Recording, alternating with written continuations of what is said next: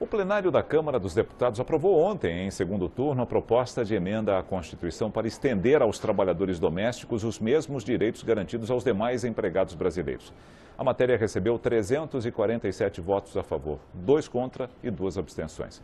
Além do 13º salário, férias e aviso prévio, que já são obrigatórios, a proposta estende ao empregado doméstico outros 16 direitos trabalhistas. Entre eles, o pagamento do FGTS, hoje opcional, o seguro-desemprego, hora extra, férias, 13º salário, licença maternidade, jornada semanal de 44 horas e auxílio creche. Bom, para entrar em vigor, a PEC das domésticas ainda precisa de outras 2 votações favoráveis no Senado. E exatamente para falar sobre os pontos positivos e talvez aí os possíveis entraves da mudança nessa lei, nós estamos recebendo aqui no Band News TV o mestre em Direito Trabalhista e professor de pós-graduação da PUC de São Paulo, Ricardo Pereira de Freitas Guimarães. Professor, obrigado pela sua presença aqui no Band News TV. Eu até abri aí falando dos prós e talvez dos entraves, né? Os prós a gente viu, são vários, né, que os empregados domésticos vão ganhar a partir da aprovação dessa lei. Obviamente que ela vai para o Senado ainda para ser votada mais 2 vezes. Mas pode haver contra esses mesmos empregados, em virtude da aprovação dessas novas leis? Olha, alguns estudiosos aí do direito e dessa matéria em especial têm dito que isso poderia gerar um maior número de ausência de registros em carteira de trabalho desses empregados. É evidente que há sim uma grande incidência de tributos, de encargos por o empregador, que vai passar a ter um regime um pouquinho diferenciado com essas conquistas, mas é importante dizer, Nelson, que essa não é uma conquista específica do Brasil. Essa é uma conquista efetivamente mundial. A OIT já vem lutando por isso há muitos anos, já temos recomendação e convenção da OIT para isso, e o Brasil não vai ficar fora. Todos os partidos políticos já aprovaram, como você bem disse, com relação à primeira e à segunda votação, e eu acho que é chegada a hora, para o bem ou para o mal, para alguns, né, de que o empregado doméstico se torne efetivamente um cidadão com direitos, mas também com deveres. Bom, a gente tem aqui uma pesquisa do IBGE, quase 7 milhões de trabalhadores domésticos em todo o país, e o engraçado é que a maioria mulheres. Pode haver uma mudança de perfil a partir da aprovação dessa lei? Pode haver uma mudança de perfil, apesar dessa mudança ser um pouquinho lenta. Eu digo não só na mudança de perfil de homens para mulheres, de mulheres para homens, mas também de escolaridade, de profissionalização dessa área. Eu acho que sem dúvida. Por quê? O que é curioso notar, e talvez seja um efeito, e aqui nós estamos no campo da hipótese, óbvio, evidentemente, porque é muito recente a alteração, que ainda nem aconteceu de fato e de direito. Mas o que pode acontecer efetivamente é que essa relação se torne mais formal, mais profissional. Daí então a alteração ou para mais homens no mercado, mais mulheres no mercado. Até a legislação espanhola fez alguma alteração há um ano atrás sobre isso, criando alguns locais em que se busca esse tipo de empregado. Que hoje realmente não é muito fácil se ter um empregado doméstico, achar um empregado doméstico. Talvez essa conquista para eles acabe trazendo algumas alterações, sim, sem dúvida, nesse tipo de procedimento, nesse tipo de qualificação que você disse. Bom, a gente falou aqui dos prós a favor, obviamente, dos empregados domésticos. E os prós a favor dos empregadores e até os contras a favor, contra esses empregadores? Eu acho que os empregadores, nesse primeiro momento, evidentemente, vão olhar apenas para os encargos, apenas para maior custo, apenas para maior despesa. Mas é interessante observar que haverá uma relação, como eu disse, mais formal, né? É interessante que o empregador, eu diria, fizesse um contrato bem claro, bem específico, como você falou, adicional noturno, horas extras, etc. e tal, que serão direitos conquistados, tal qual o trabalhador urbano tem direito hoje. A gente vai ter que esclarecer algumas coisas pela via do contrato, né? O empregado que dorme na sua casa vai ganhar adicional noturno? É exatamente o que eu queria chegar. A gente até mostrando ali várias funções de uma empregada doméstica dentro das residências. Por exemplo, você contrata uma empregada doméstica. Esse contrato abrange lavar, passar, cuidar das crianças, fazer a comida, enfim, ser a verdadeira dona da casa.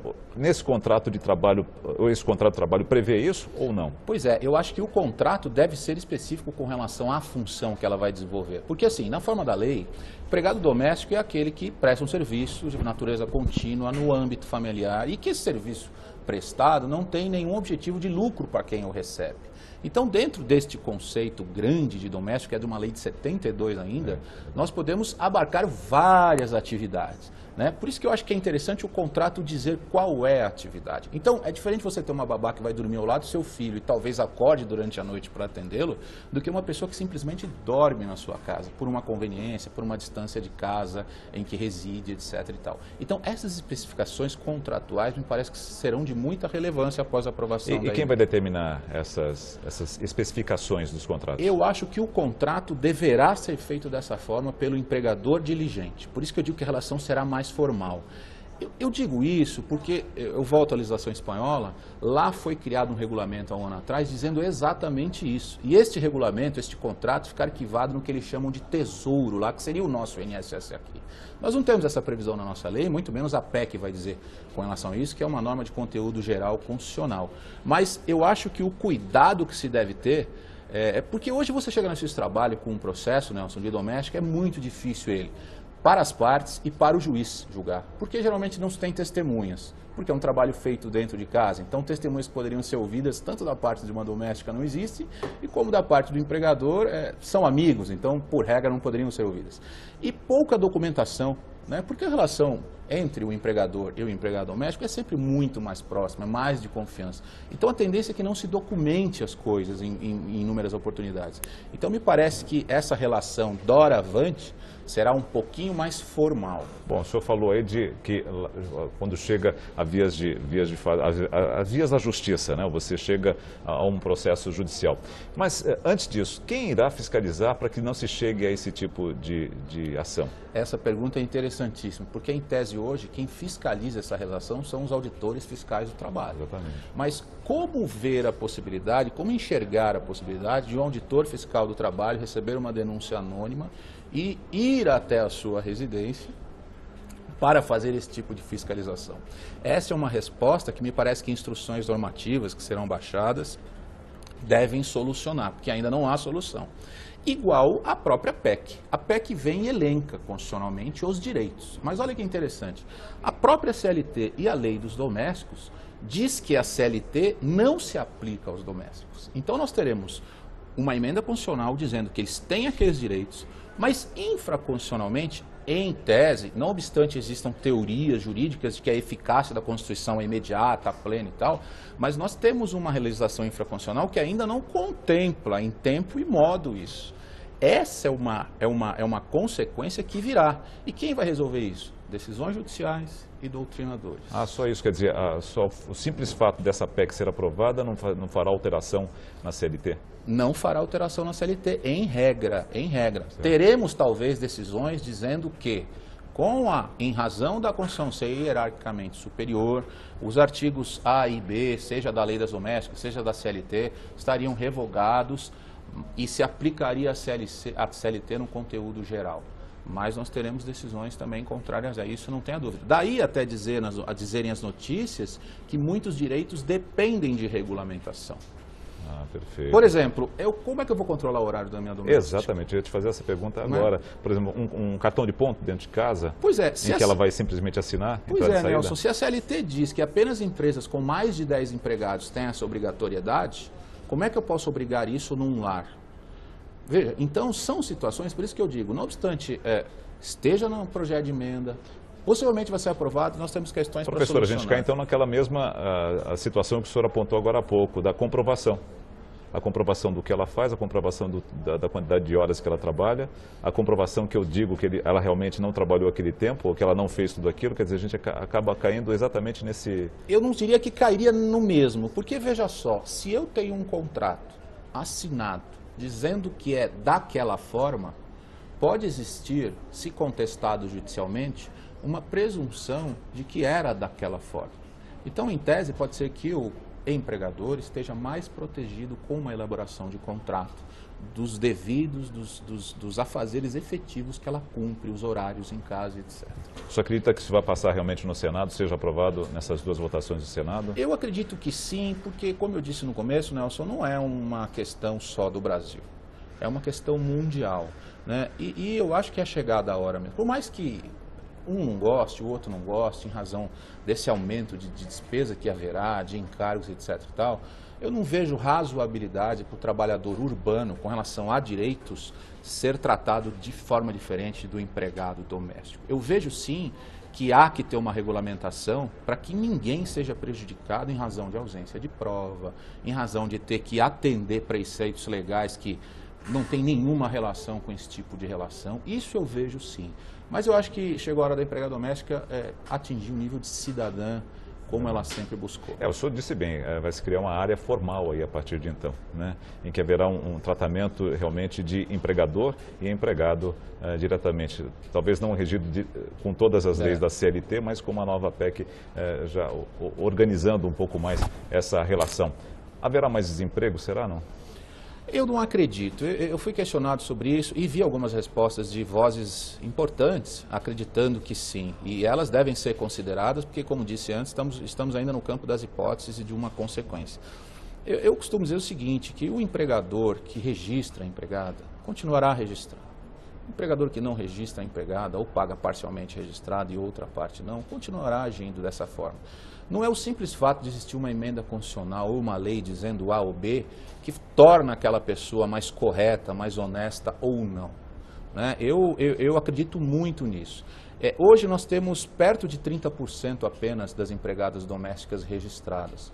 Eu não vejo muito espaço para esse cenário ter uma certa piora, né? Eu acho que a partir de um momento reativo, né, em que comecem a existir processos e os empregadores estejam despreparados para isso, ou comecem a ter condenações em razão dessas falhas que eles acabem cometendo, de não registrar, etc., eu acho que as coisas vão se acomodar. Eu tenho um professor meu que costuma dizer o seguinte, que a legislação nova é igual um caminhão de melancias, ela precisa andar para que as melancias acabem se acomodando. Algumas caem. Mas algumas caem, não tenho dúvida. E assim vai ser a PEC, não tenho dúvida disso. Bom, a gente falou do empregador mensal. E o diarista, como ele entra nessa nova PEC ser aprovada? Olha, Nelson, o diarista, na verdade, é um outro conceito, né? O diarista é um é um trabalhador, na verdade, autônomo, né? Que não tem uma única fonte de renda, que se fizer a conta comparativamente com um doméstico que ganha por mês, tem um valor diário maior a receber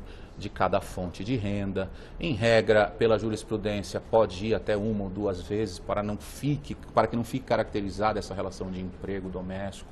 É um outro conceito. O trabalhador autônomo diarista não estaria inserido nesse contexto do projeto. Ele deixa de ser diarista a partir de quantas vezes dentro da mesma casa? Então, aí a gente tem que deixar uma coisa bem clara. Na verdade, a jurisprudência tende a dizer que até 2 dias é diarista. Mas, por exemplo, temos algumas decisões e uma recente do Tribunal Superior do Trabalho que uma pessoa que ia 2 vezes por semana, mais há 20 anos na mesma residência, né, acabou tendo vínculo de emprego doméstico reconhecido. Mais de uma? Ela ia 2 vezes por semana, certo, mas já estava há mais de 20 anos na mesma residência. Perfeito. Então, nesse caso e naquele contexto do processo, foi reconhecido o vínculo como empregada doméstica. Essa é uma tendência da jurisprudência, entre 1 e 2, até isso sim. Mas depende de como recebe, se é por vez, se pode se fazer substituir. A gente tem muitas diaristas que mãe, filha, prima trabalham na mesma função. Um dia vai a mãe, um dia vai a prima fazer o serviço de limpeza. Então não tem aquele contato efetivo, habitual, contínuo com a residência e aí estão no âmbito do trabalho autônomo. Bom, é um mercado que deve ter aí, eu acredito, hoje você tem dificuldade para encontrar um empregado doméstico, até uma diarista, né? Um mercado que tende a crescer muito, obviamente tende a crescer em valor também, né? Em valor que é recebido. Sem dúvida, eu acredito que sim. Pela própria dificuldade de se encontrar um profissional que possa atender toda essa demanda. Você tem uma demanda bem grande hoje e uma oferta pequena. É verdade. Né? Eu acho que essa PEC, por mais que pareça impressionante, ela vem em benefício obviamente, do empregado, mas também vai ajudar bastante, eu acho que o empregador vai trazer dificuldades no começo, que é aquela adaptação, exatamente o caminhão de melancia. Quanto hoje, para a gente encerrar, quanto hoje representaria no bolo do pagamento do empregador, esse empregado já nessa nova PEC aprovada? Olha, eu não vou dizer exatamente um dado. Há um cálculo atuarial que não é meu, é feito até pelo professor José Pastore, né, e em alguns momentos até questionado, né, um cálculo atuarial dizendo que um empregado custa 102,3% do que efetivamente ele recebe. Ou seja, você ganha 1.000, ele gastaria 2.000 e qualquer coisinha. Então, assim, garantindo os mesmos direitos, né, nós poderíamos pensar nisso. Eu já vi alguns cálculos por aí de 200 e poucos % agora, em razão da PEC, mas eu não acredito nisso, né? Agora, é relevante dizer que esse cálculo, se verdadeiro ou não, né, porque é atuarial, então depende de algumas variantes, ele traz muita segurança também para o empregador. O empregador deixa de ser o seguro, né? A doméstica que tem fundo de garantia, ela passa a ter direito ao acesso aos benefícios que a lei do fundo dá, no caso de uma neoplasia, no caso de uma AIDS, no caso da compra de uma casa própria. Então, isso tudo tem que ser colocado nesse contexto, né? O seguro-desemprego não facultativo, mas sim agora obrigatório, talvez até com alteração do número de parcelas, porque para a doméstica hoje funciona de uma forma um pouquinho diferente. Então, esse contexto coletivo de solidariedade entre Estado e iniciativa privada, apesar de eu achar que falta um pouquinho do Estado aqui, viu, Nelson? Eu tenho que deixar claro. Eu aproveitaria para dizer o seguinte, que eu acho que seria interessante o Estado dar algum benefício tributário para esses empregadores domésticos que registram, que pagam esses impostos, que recolhem corretamente. Porque ele não tem onde diluir esse custo, né? Exatamente. Então, eu acho que aí entra uma ação que eu chamaria de uma ação afirmativa do Estado. Não só criando a legislação, mas fazendo com que a legislação seja cumprida por um auxílio também. O Estado, você diz o todo. O Estado todo, evidente. A União, os Estados e os municípios. Exato, de uma forma bem geral. Bom, vamos esperar então que a aprovação dessa PEC aconteça no Senado. Ela vai para a sanção presidencial ou ela é aprovada diretamente? Ela é aprovada direto pelas casas, né? Direto pelas casas. Bom, nós conversamos aqui com o professor que é professor pós-graduado pela PUC de São Paulo. Dá aula na PUC hoje? Dá aula na PUC, na pós-graduação Lato Sensu da PUC. Então tá bem. Ricardo Pereira de Freitas Guimarães, doutor, muito obrigado. Professor em Direito Trabalhista, muito obrigado pela sua presença aqui. E quando for aprovado, quem sabe o senhor volta aqui para explicar mais um pouquinho. Eu que agradeço, Nelson, mais uma vez a oportunidade de tentar esclarecer alguns pontos para vocês. Um abraço a todos. Eu acho que foi bem elucidativo, muito obrigado. Muito obrigado.